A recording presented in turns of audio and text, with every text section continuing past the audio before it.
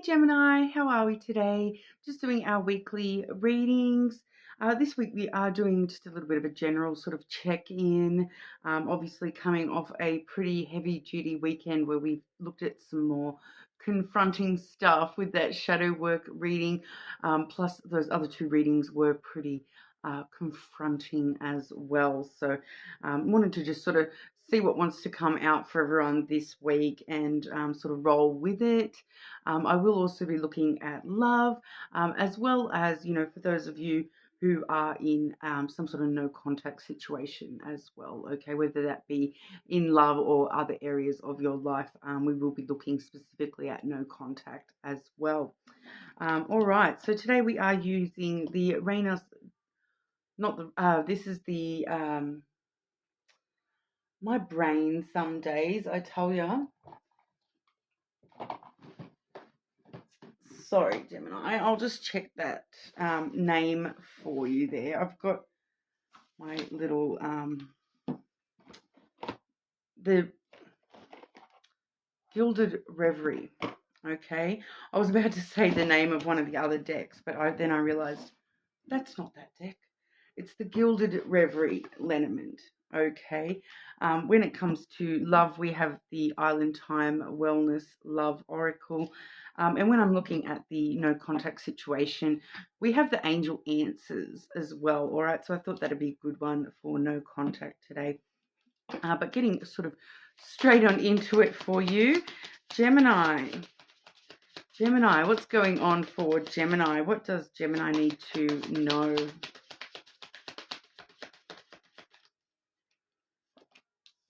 Coming off that full moon energy, it's a bit hectic over here. Okay. Well, there we go. Even though I will be drawing love cards specifically, your main message today wants to sort of tell us about matters of the heart anyway, Gemini. Firstly, we do have the Stork card. Now, that is the pregnancy card. So if you are able to get pregnant, get someone pregnant, be aware that that is the pregnancy card. And it has come out with the heart as well. So, that does strengthen the possibility of that, actually talking about pregnancy, regardless of whether that's the case for you. Obviously that's not going to be for everybody's situation, but we do have that possibility of new things being created for you, Gemini, within the realm of love, your heart space, that kind of thing. The Stork really does stir up brand new energy and get things sort of moving. It's very much that pregnancy period where things are sort of building up before they're actually birthed out into the world. So it really does feel like I'm seeing here too, the letter as well. All right, so we are really building up, especially with the communication when it comes to communicating about love or to something. This could definitely be a brand new connection with that Stork energy there. Like I said, stirring up that new. It could just be talking about stirring up new elements within an existing connection. But we are going to definitely be seeing a lot of connection that is actually coming from a very loving place. So it's kind of like those flirty texts. Those conversations about, the deep matters of the heart and sort of, getting into the nitty gritty of getting to know somebody. So I'm just going to grab a bit more info about that for you. Okay, Gemini. Can we get clarity for each of these cards, please? And then outcomes for Gemini. Okay, so we are clarifying that Stork energy, as I sort of said there, that things starting to build up. One of the main things that's building up with that love coming through is the passion and desire coming through. We do have the snake energy there. So there's a strong temptation to this person as well. But it does feel as though it is going to be, a slower build up. Like I said, with that Stork energy, it's like that pregnancy period of, things sort of slowly starting to get stirred up. A pregnancy takes 9 months before that's actually birthed out into the world. So we are seeing a bit more of a time frame here, especially with that heart energy. It has been clarified with the compass. Okay, so the compass I do find sometimes can refer to time, and things taking a little bit longer to sort of be mapped out and really to follow that right direction. But it's kind of letting you know as well, Gemini, that follow your heart. Okay, because it's clarifying that heart. This is romance, unconditional love, and that compass. It's that guiding element to show us which path to take. So with that, clarifying that heart there, it kind of does let you know that your heart already knows which way you need to go. So you really sort of need to listen to your heart at this time, especially when, so much passion and desire is getting stirred up, because the snake energy, it sometimes can lead us to self-deception when it comes to, this person's such a temptation for me. There's so much magnetism, so much passion and desire towards this person that, the temptation to push aside other aspects of your life, and allow this snake energy to sort of take over and take control of the situation, to continue to stir up those romantic feelings. So I am kind of getting that vibe of, there's a lot of passion being stirred up, but it may take a little bit longer to actually evolve into this sort of unconditional romantic kind of energy. So for some of you, this is definitely talking about, it getting stirred up, but we're not sort of jumping to conclusions immediately. It's sort of, especially with that compass clarifying that heart, it's like, taking your time to really choose this path for yourself. So if you are choosing this person, it's allowing yourself that time to sort of get past this snake energy, and you obviously, a lot of the time when we see temptation and desire, we're still able to act on that. It just really does talk about, when it comes to opening up to actual love and romance, maybe taking a little bit of extra time to really work out exactly, what route to take toward that, and what path to actually follow, more directly, and really listening to your intuition and your heart space. Not letting yourself sort of try to assess it logically. Really assess it from a place of emotion and feeling, rather than allowing that physical passion and desire to take over, and not allowing logic to sort of take over either. Really actually following your true desires from your own heart space, rather than just that physical desire for this person. All right. And now that letter energy, that communication, that has been clarified with the tree.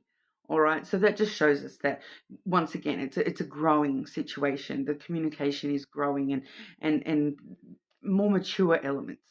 It's going to take a little bit of time, I feel, to really grow that openness and that vulnerability between you and this person, communication wise. Okay, so we're kind of looking at, you may sort of, that you're following the right path towards this person, and that this is the path I need to be on. My heart's telling me go this way, go that way, but still, allowing that communication to grow that connection in a very sort of natural way. So once again, not allowing that snake energy to sort of take hold and take over you, because sometimes that snake energy, like I said, it can lead you to self-deception, where all you can see is your desire for this person. And for I'm just feeling for like one of you there, your sense of desire is actually your desire towards love in general. So don't be allowing, just be aware of that don't desire love more so than self-respect and the things that you do truly desire from love. Don't allow, that physical attraction to take over what you actually want from love, you know, really making sure that you are following the right path for yourself, and taking the time to sort of map it out for yourself, and sort of, you know, like I said, grow that communication with this person so that you can, you know, expand what you're talking about with this person and get to that deeper level of seeing, you know, 5 years from now, are we still going to be on the same page? You know, are these feelings still going to be there when this passion and this, you know, because we do see this very often at the start of new relationships as well. You know, it's quite common that you know, the honeymoon phase, I've heard it called, where, you know, you've just met someone, and so the passion is really taking over the actual um, longevity possibility of this connection. Like, are you actually a good match with this person? And don't allow yourself to deceive yourself into thinking that red flag, that's not really that bad. I'll let that slide. You know, because if that's a red flag, if that's a, you know, deal breaker for you, don't allow your passion to override that deal breaker. Is kind of what I'm saying there. Really expanding that communication. It's definitely coming up that that communication will be expanding and growing between you. So expect a lot more of those. I feel like it's a lot of those heart-to-heart type deep conversations as well, especially when it comes to, you know, working out if you and this person do match in more ways than just that physical attraction towards each other. It's really kind of expanding on that. And you know, with the tree there though, I do feel that there is a strong possibility that, you know, of incorporating this person into like your family tree. So there definitely does seem to be a strong possibility of, you know, this developing into love, and then, you know, further down the track, growing a lot stronger and becoming, you know, part of your root system, I suppose. So definitely potential there. It's just a matter of, you know, making sure you're choosing the right path for yourself by heading this direction. You know, there may be an element of, you know, just making sure we're following the path of our heart in that positive way, where we're still, you know, doing the best thing for ourselves, doing the best thing for love and our heart. You know, rather than allowing, you know, things to be pushed under the rug and not addressed as, hang on, that's not actually serving me, and that will not lead to positive for your highest good as well. So there is just a small element of that. So just making sure that, you know, you really are mapping this out for yourself and choosing that direction carefully. Okay, but we'll have a look at love directly. Okay, so Gemini, what's going on for Gemini with romantic love?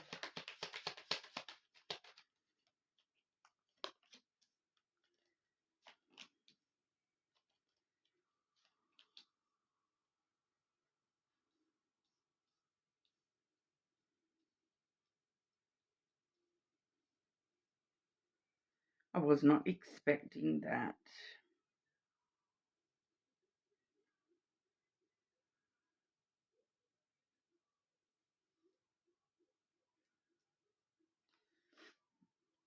I'm just going to get some clarity with that, Lenormand.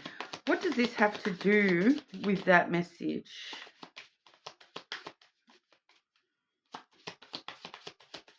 Whereabouts in Gemini's original message does this message sit?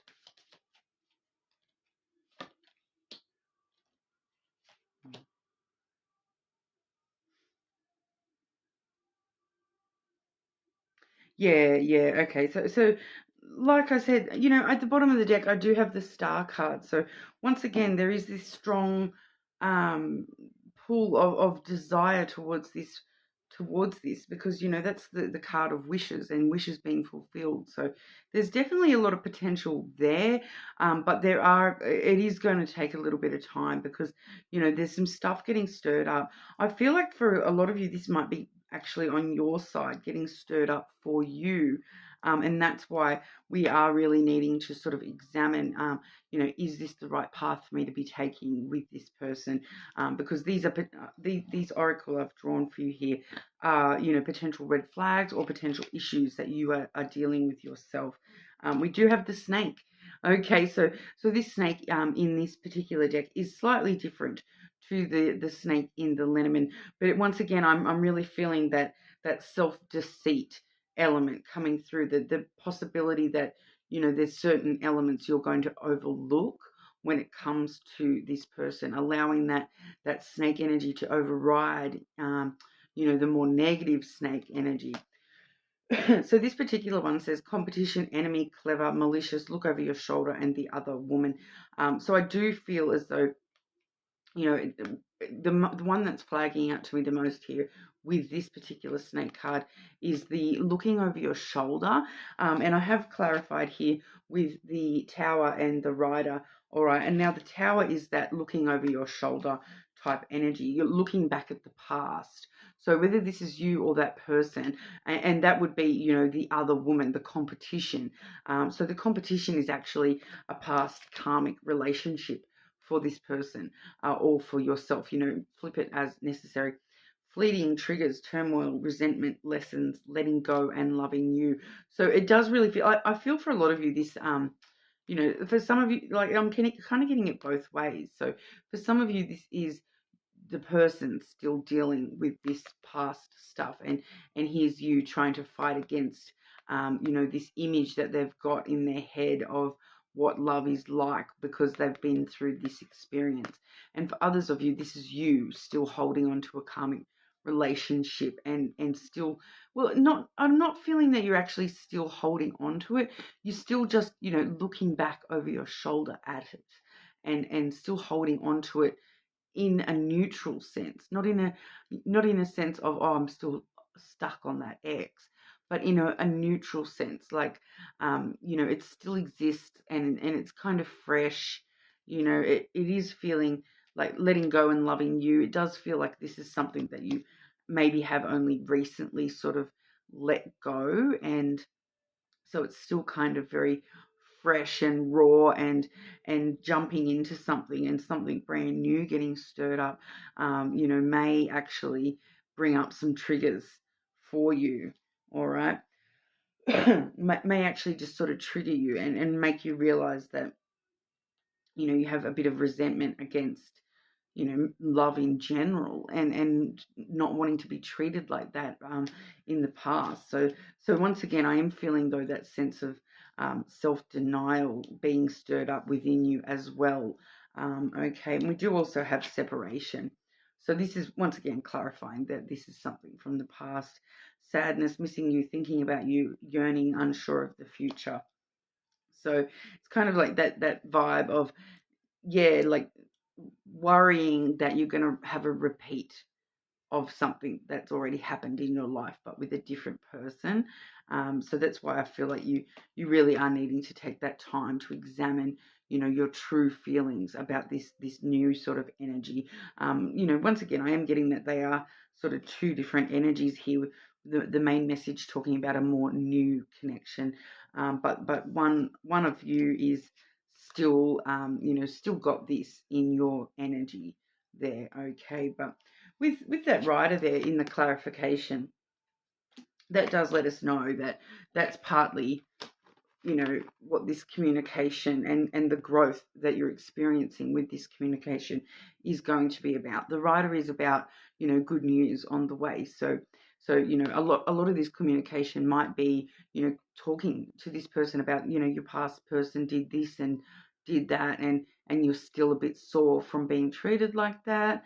So I'm still focusing on myself and looking after myself, and making sure that I'm okay before I want to rush on in to anything new. So I do feel as though this is part of what's the heavy communication coming up for you between this person. So even though you may be having a very strong attraction and sort of physical passion towards this person initially, I feel as though you're just a bit hesitant when it comes to actual love, and just sort of because, and we're definitely seeing that it's because of something that's happened in the past, with a past karmic.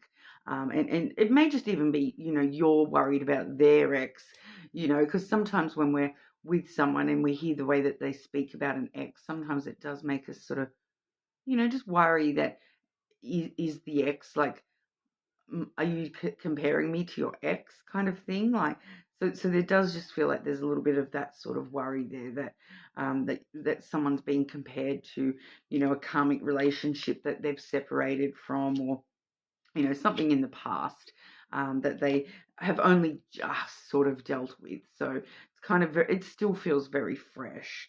All right. But we'll have a look, for you, Gemini, when it comes to the person that you're not currently in contact with. So whether this be, a love interest or, family, friend, someone you're not in contact with. Okay. I do like to sort of limit these to relatively recent no contact as well. But sometimes I do have further popping up. Okay. Person that Gemini is not in contact with. Person that Gemini is not in contact with, please.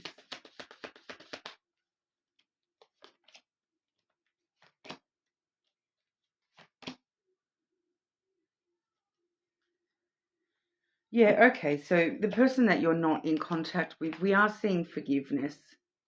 All right. So there's this element. I feel as though this is more talking about the need to forgive and not forget, but forgive. Okay. So, forgiving that you were in that past situation, forgiving yourself for being in that situation, forgiving the person, not forgetting what they've done, or what happened, or whatever it is for you. But this is definitely, connecting to that particular energy that, there is a level of forgiveness that is still necessary just within yourself. You don't need to talk to this person to, offer your forgiveness to them.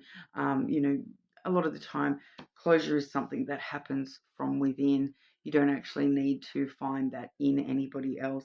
But there is this level of you sort of needing to, find forgiveness within yourself, not just for the other person in the past situation, but for yourself as well. For, sometimes even when we're in a bad situation, there's still this element of needing to forgive ourselves for allowing that to be part of our life story, for allowing ourselves to be in that situation in the first place.